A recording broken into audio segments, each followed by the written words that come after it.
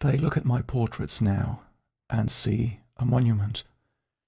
A stern face framed by a formal wig, frozen in stone, looking down from a choir loft. They think I was born an institution. They do not know the boy who had the dust of Thuringia on his shoes and the terror of absolute silence in his heart.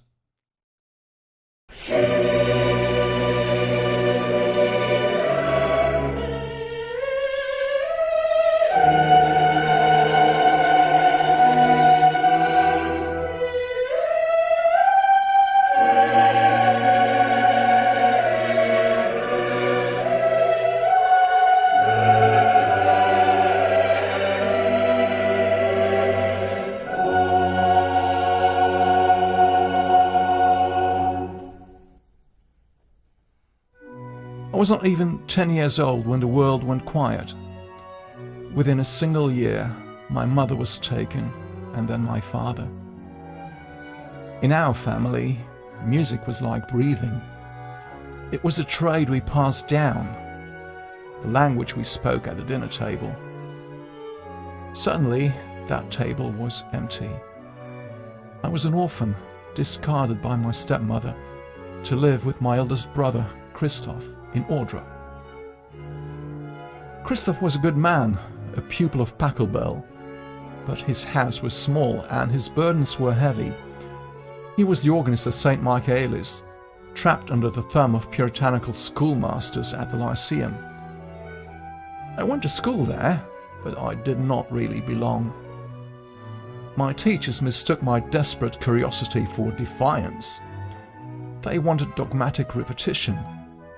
I wanted to know why the harmony moved the way it did.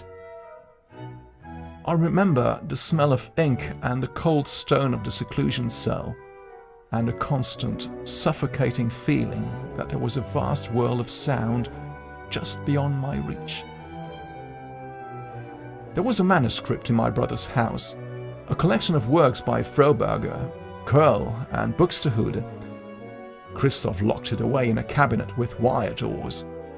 He thought it was too advanced for me, or perhaps he simply didn't want his fragile younger brother tearing the precious pages. But I could not resist it. For 6 months, under the faint light of the moon, I slipped my small hands through the wire lattice. I copied every note onto blank staves, my eyes straining in the dark, my fingers freezing. I learned the secrets of the masters in the midnight silence. When Christoph discovered it, he took it away without a word. I did not weep. The music was already written inside my mind. By 15, there was no more room for me in my brother's home. The table was too crowded, the bread too scarce.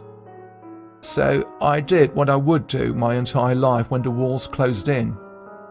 I walked away. 250 miles.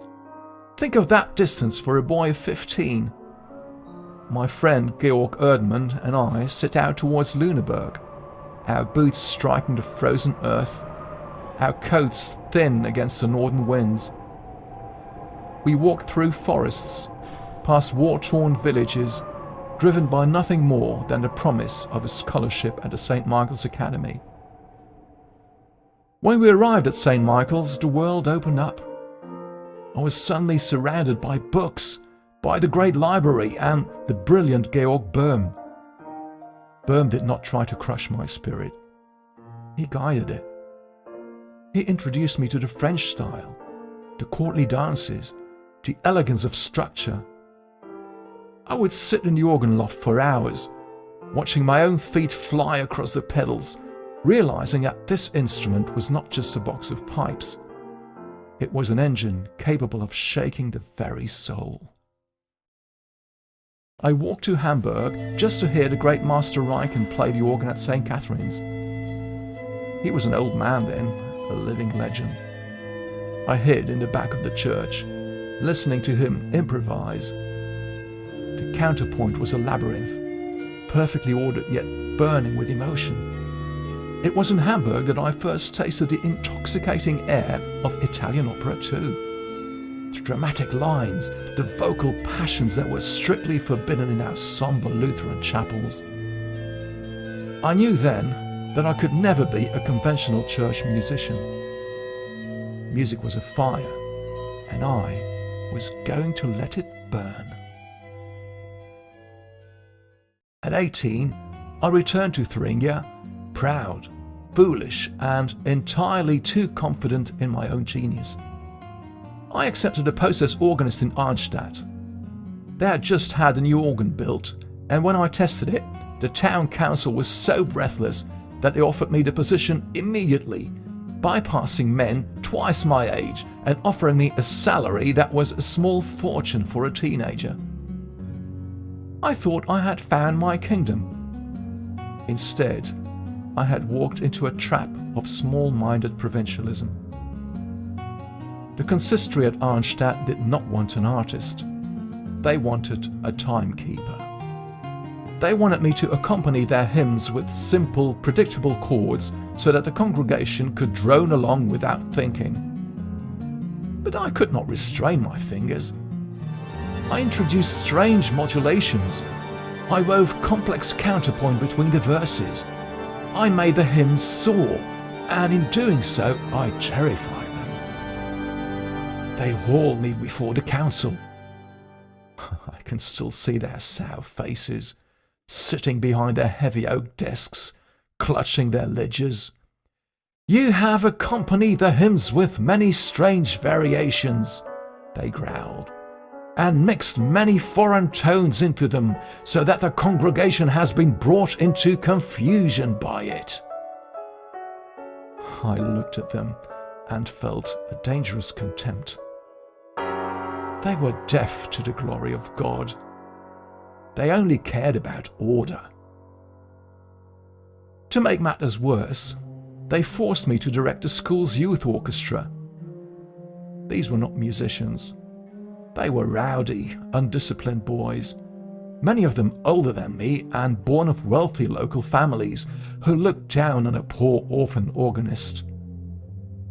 One evening, as I walked home through the park, a student named Bach and his mates confronted me with a stick. He accused me of having called him a nanny-goat bassoonist, which he actually was. He lunged at me, but I drew my sword in self-defense. The brawl ended quickly, but the council, of course, blamed me. They demanded I apologize to the incompetent aristocrat brat, who happened to be the son of the honorary president of the council. I refused. Suffocating in Arnstadt, I begged for 4 weeks' leave to travel north to Lübeck. I needed to see Dietrich Buxtehude. I needed to know if there was anyone else who understood the true scale of what music could be. And to my own astonishment, it was granted to me. Another long walk, 270 miles through the mud and autumn rains. When I finally arrived at the Marienkirche and heard Buxtehude play, my mind shattered. He did not merely play the organ, he commanded it like a monarch. His Abendmusik concerts were grand spectacles of sound, blending voices and instruments in ways I had only dreamt of. The 4 weeks vanished. Autumn turned to winter. I stayed for 4 months, ignoring the letters from my furious employees in Arnstadt. I was drinking from a well of pure genius, and I would not pull myself away until I was full. When I returned to Arnstadt, 3 months overdue, the relationship was dead. I resigned before they could dismiss me, and that was probably best, because I had also been caught kissing a damsel in church. So I packed my bags for Mühlhausen, where I took a post at the Church of St. Blasius. It was also there that I brought my new bride, my cousin Maria Barbara. She was my anchor, the one who understood the quiet spaces in my soul. But even in Mulhausen, the old demons kept following me. I found myself caught in a bitter theological war between the Orthodox Lutherans, who loved art, and the Pietists, who believed music was a sinful distraction.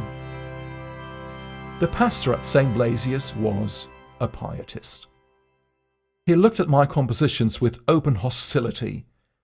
Once again, I hit my head against a wall of conservatism. But my reputation as a virtuoso was growing. In 1708, I was invited to Weimar to test a renovated organ at the St. Peter and Paul Church.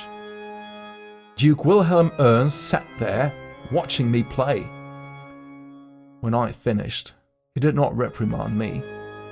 He immediately offered me a position as court organist and chamber musician, with a salary that doubled what I earned in Mulhausen. For the first years, Weimar was a fertile ground. I was surrounded by a professional orchestra. I discovered the concertos of Vivaldi, transcribing them for the keyboard, learning how the Italians built momentum through rhythmic drive and clarity of form. My first children were born there. My sweet Dorothea, who would grow up to become the pillar of the family. My brilliant Wilhelm Friedmann, my steady Carl Philipp Emanuel. I was promoted to Concertmeister, and I believed I was on the path to becoming the Kapellmeister, the highest musical authority at the court. Then, the Duke's favour turned into a suffocating obsession. Wilhelm Ernst was a rigid, paranoid ruler who demanded absolute submission. When the old Kapellmeister died, he passed me over for the position, giving it to an incompetent hack simply because I had associated with his political rival, the Duke's nephew. I felt a fury that I could not contain. I refused to compose any more cantatas for the Duke. I began secretly looking for an escape, and I found it in Prince Leopold of Anhalt-Köthen. Leopold was young, cultured, and he passionately loved music. He offered me the position of Kapellmeister at his court, and I accepted it immediately, signing the contract without asking the Duke's permission. When I demanded my dismissal, Duke Wilhelm Ernst seethed with rage. He did not merely refuse, he ordered his guards to arrest me. For 4 weeks, I was locked in a prison cell at the Justice Court, punished for the crime of wanting my freedom. I sat in that dark room, slowly realizing that I'd been very lucky. In fact, a few years earlier, the very same Duke had ordered a court violinist to be hanged for trying to leave his service. I spent those days writing a collection of chorale preludes in my head, and my prelude in C major for my well-tempered keyboard project too. They could lock up my body, but they could never imprison the music. In December 1717, the prison doors finally opened, and I arrived with my family in Köthen. It felt like walking out of a tomb and into the sunlight. Prince Leopold was a magnificent master. Because his church was Calvinist, there was no need for elaborate church music, which meant my entire focus shifted to the secular court. Leopold gave me a brilliant orchestra of 18 highly skilled musicians. He treated me not as a servant, but as a colleague, often sitting in with us on the viola da gamba. It was during these years that the music poured out of me like a fractured dam. The Brandenburg concertos, the cello suites, the violin partitas, and the first volume of the well-tempered keyboard.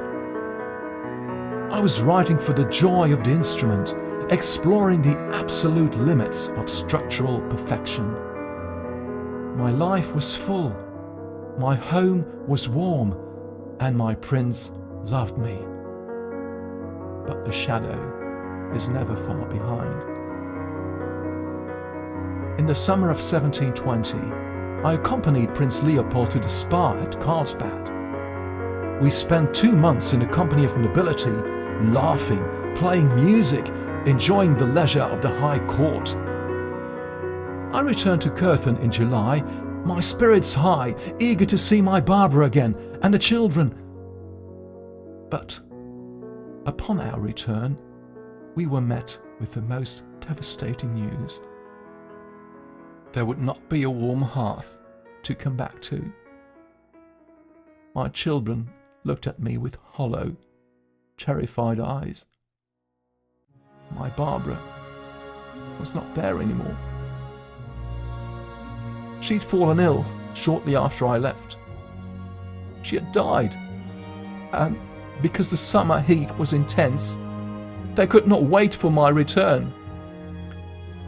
She'd been buried for 10 days when I got the news. I'd left a vibrant, laughing woman. I returned to a mound of fresh earth in the churchyard. I never held her hand. I never heard her final words. I was left alone in a silent house with 4 weeping orphans, the ghost of my childhood loneliness wrapping its cold hands around my throat. How does a man survive such grief? He writes, he forces the chaos of tragedy into the absolute, unyielding order of a fugue. If the world is broken, the music must be perfect. A year later, realizing my children needed a mother and my house needed life, I remarried. Her name was Anna Magdalena Wilke. She was a court singer, just 21 years old, hardly older than my eldest daughter. My children resented her. The house was thick with tension, doors slamming in the night. But Anna Magdalena was patient. She had a voice like silver and a heart of pure gold.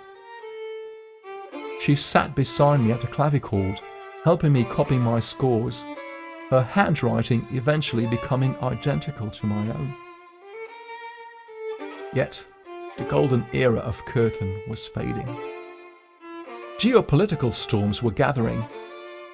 The King of Prussia demanded greater tribute from our small principality, forcing Prince Leopold to divert his treasury away from the arts and into his military requirements. The orchestra's budget was slashed. Music became a luxury the prince could no longer afford. To make matters worse, Leopold married his cousin for political reasons, a princess of Anhalt-Bernburg. She was an amuser, a woman completely devoid of any interest in culture or music. She resented the time the prince spent with the orchestra. She wanted him focused on politics and courtly drama. I watched my beloved prince drift away from me, his eyes dulled by the burdens of state and the demands of his new wife. I knew my time in Curtin was over. I needed stability for my growing family. I needed a place where my sons could receive a university education, and so, with a heavy heart, I looked towards Leipzig. The position of Thomas Cantor was open. It was a miserable step down. In Curtin, I was the Kapellmeister, the highest musical authority at the royal court. In Leipzig, I would be a schoolmaster, a servant to the city council of merchants and theologians. My salary would be cut to a quarter of what I earned in Curtin. But I felt the walls closing in again, and I had no choice but to apply for the post. I was not even their first choice. They wanted Georg Philipp Telemann, Germany's undisputed #1, but he used their offer to get a raise in Hamburg. And he already knew too well how things worked in Leipzig. He politely told them to get lost. Then they wanted Christoph Grabner, but his patron refused to release him. Finally, a member of the Leipzig Council remarked, "Since we cannot get the best, we must be satisfied with mediocrity." Mediocrity. That is what they called me when I walked through the gates of Leipzig in 1723. Leipzig did not want a genius. They wanted a beast of burden. The city council handed me a contract that was a masterpiece of bureaucratic cruelty. I was confined to a brutal schedule. Every single week I had to compose a brand new massive 6-part cantata for Sunday Mass, rehearse it and perform it. 52 cantatas a year, written by candlelight while my family slept, the ink barely dry on the page when the choir took their places. And what a choir it was. My primary duty was to manage 55 poor, rowdy orphan boys who lived on the freezing top floor of the St. Thomas School building, directly above my own family's quarters. The building was an ancient, damp tomb. The boys were malnourished, undisciplined, and plagued by illness.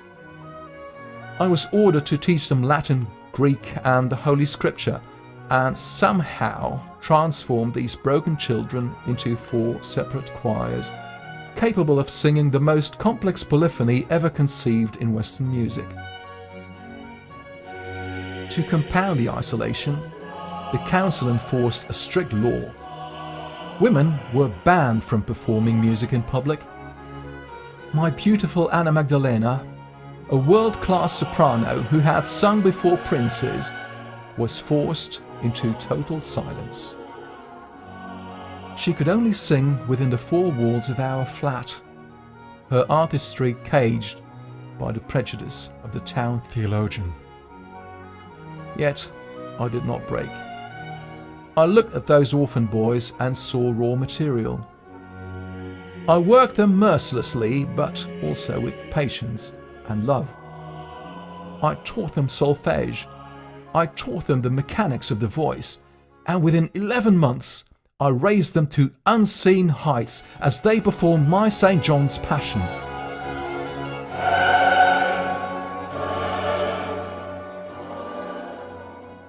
It was a work of devastating emotional power, a visceral, theatrical depiction of Christ's betrayal and death.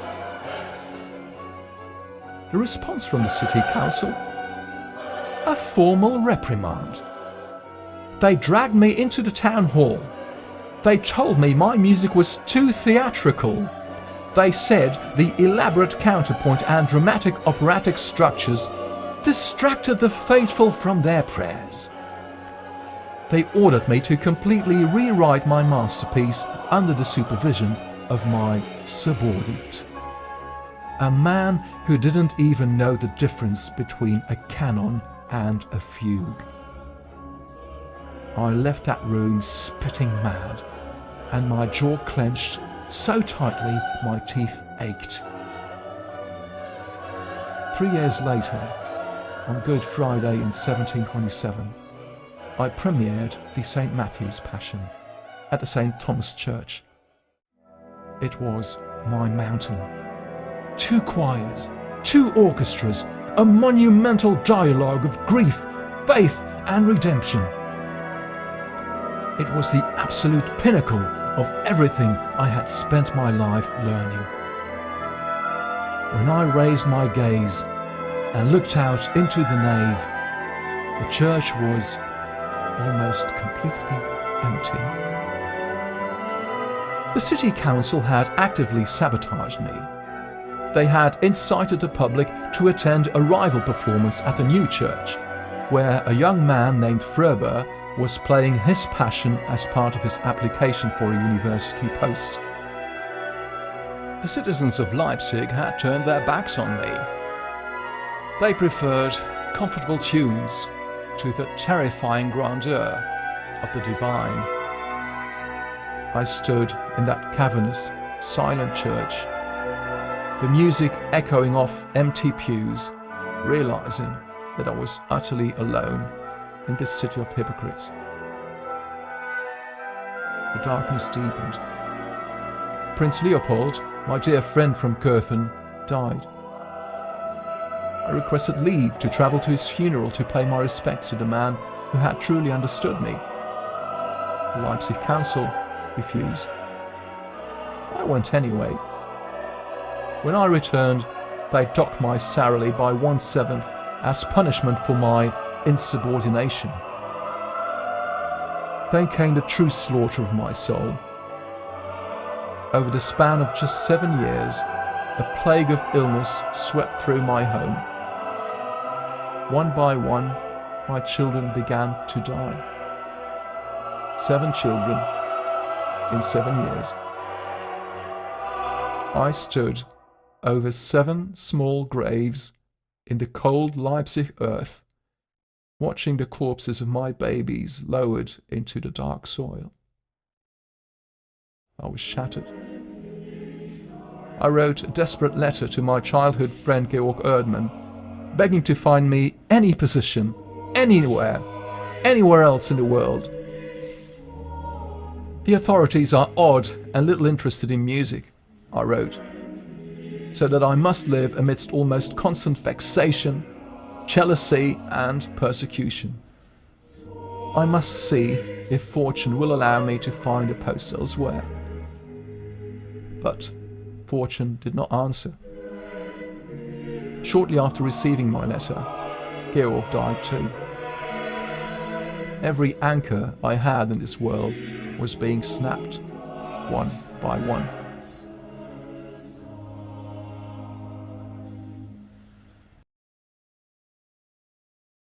In my final years, a bitter defiance took hold of me. I stopped caring about reprimands of the school rector and the threats of the city council. If they wanted a simple schoolmaster, they could look elsewhere. I withdrew from my stifling church duties and retreated to Zimmermann's coffee house on Catherine Street. There, with the young musicians of the Collegium Musicum, I found a new life. The coffee house was loud, thick with tobacco smoke, smelling of roasted beans and stale beer. It was a secular temple. We played concertos, instrumental suites and parodies. My secular cantatas became pieces of protest music. The coffee cantata, the peasant cantata, openly flirting with the forbidden operatic styles that the church authorities detested. I became one of the first musicians to champion a strange, clunky new invention, the forte piano, developed by my friend Gottfried Silbermann. The traditionalists hated it. They said it was uneven and loud, but I saw its future. I helped Silbermann refine its action, displaying its immense dramatic possibilities to audiences who had never heard an instrument that could change its volume with the pressure of a finger. The city council watched me with fury. They stopped my salary increases. They slandered my name in the local press, calling my music turgid and confused. We entered a bitter stalemate. I did not care. I locked myself in my study and withdrew into the absolute boundaries of what was believed possible in music. I wrote the Goldberg variations, the canonic variations, and began the art of the fugue. Abstract, mathematical constructions that ignored the trends of the day. The world was moving towards a simple, light, entertaining, gallant style. But I dug my heels into the old soil. I created dense, complex harmonies that would remain unexplored until the Romantic and Impressionist composers picked them up again a century and a half later. In May 1747, I experienced one final moment of earthly glory. My son, Carl Philipp Emanuel, was the court harpsichordist to King Frederick the Great of Prussia. The king requested my presence at his palace in Potsdam. Frederick was a modern monarch, arrogant, brilliant, and a devotee of the new, simple musical style. He did not care for the complex counterpoint of the old generation. He also enjoyed humiliating his guests in front of his court. When I arrived, the king stopped his concert and announced, "Gentlemen, old Bach is here." He led me through his chambers, showing off his collection of Silbermann forte pianos. Then he sprang his trap. He played a theme he had devised on the flute, a twisted, chromatic, impossibly complicated melody that was designed to be impossible to turn into a fugue. He then turned to me with a smug smile and challenged me to improvise a three-voiced fugue on his theme on the spot. The court went silent.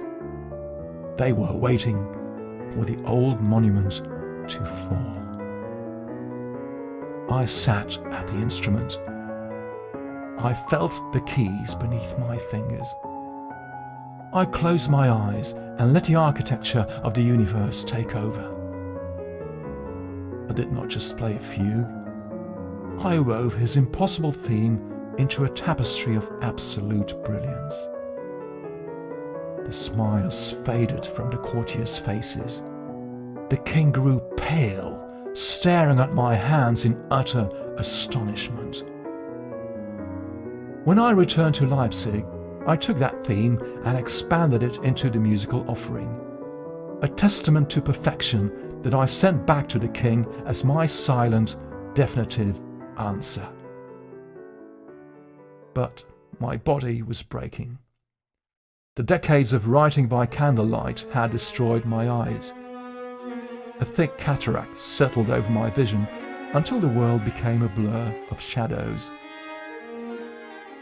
In 1750, a travelling English eye surgeon named John Taylor, a smooth-talking quack, arrived in Leipzig. He promised he could restore my sight. The operations were a brutal torture. He cut into my eyes, packed them with mercury, and left me in agony in a darkened room. The infections took hold. I was left completely blind, my strength drained, and my body poisoned by his medicine. But then, in the morning of the 20th of July, 1750, a miracle occurred. Suddenly, the darkness was gone. I could see the sunlight streaming through the window. I could see the faces of my loved ones. I looked at the scores on my desk with absolute clarity. It was a final, merciful gift from God. Until a massive stroke hit me. Darkness returned, heavier this time.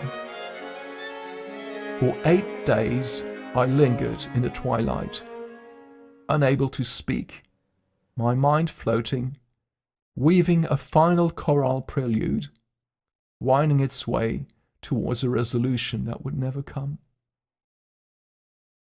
On the evening of the 28th of July, the music finally stopped. They dumped my body into an anonymous grave at the cemetery of St. John's Church. No monument was built. No grand speeches were made. The city council met a few days later and noted in their logs, "The cantor Bach is dead. The school needs a schoolmaster, not a music director." My family fell into immediate ruin. my sons fought over my manuscripts, fracturing my estate, selling off my pages for pennies to shopkeepers who used them to wrap meat and fish. Half of everything I ever wrote, hundreds of cantatas, passions and instrumental works, was lost to history forever, burnt in hearts or thrown into the trash. Only people who truly understood music, like Mozart or Van Beethoven, also understood the value of what I had contributed to music and to humanity as a whole. But the rest, they thought they had buried me. They thought the old turgid style was gone, replaced by the fleeting, pretty songs of the new age. They were wrong. You cannot bury the ocean. You cannot silence the laws of motion. 100 years later, the world woke up from its slumber. Felix Mendelssohn found the pages of my St. Matthew's Passion and brought those orphan voices back to life. Today, my music does not belong to a bitter Leipzig council or a paranoid duke. It belongs to the human race. It rides aboard the Voyager spacecraft, sailing across the silent interstellar void, carrying our message to the stars. I was a man broken by loss, betrayed by my peers, caged by my time, and forgotten in my death. But out of the darkness of my life, I forged a light. And that light will continue to burn as long as human beings have ears to hear and hearts to feel the magnificent, terrifying, immortal harmony of the universe.